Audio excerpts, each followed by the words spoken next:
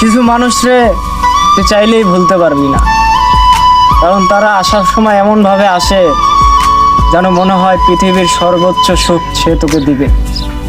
কিন্তু মামা যখন চলে যায় না, তখন তুই অতিরিক্ত নেশা করেও ভুলতে পারবি না তার।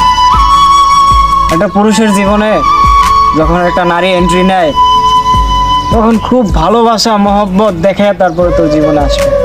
কিন্তু যখন চলে যাবে মামা, 2 সেকেন্ডের ভিতরে চলে যাবে।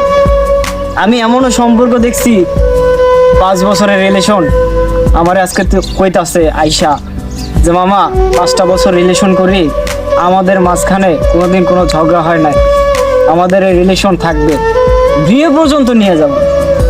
কিন্তু দেখ, তুই আমার আজকে কইছিস কথাটা, কালকেই শুনি তোর ব্রেকআপ হয়ে গেছে। কালকেই তার বাপ পাত্র দেখলো, সেই ছেলে ইটালি থাকে আর সে রাজি হয়ে গেল। অথচ এতদিন দিনে 4টা 5টা পাত্র তো দেখতে, বিয়ে করলো না। আজকে হুট করে মামা ওই প্রবাসীর প্রেমে পড়ে গেল, ওই প্রবাসীরে বিয়ে করার জন্য রাজি হয়ে গেল। আর যাওয়ার সময় তোরা এইটা বলে গেল যে তুমি আমার জীবনে নিয়ে কি করবে, কি খাওয়াবো। আরে ভাই, বিয়েটা কইরেই দেখতি, রিজিকের মালিক তো আল্লাহ, তাই না? কিছুটা সময়ের জন্য আসলি, তোর সময়টা ঠিকই তুই কাটাই উঠলি, কিন্তু আমি তো তোর মায়াটা কাটাইতে পারলাম।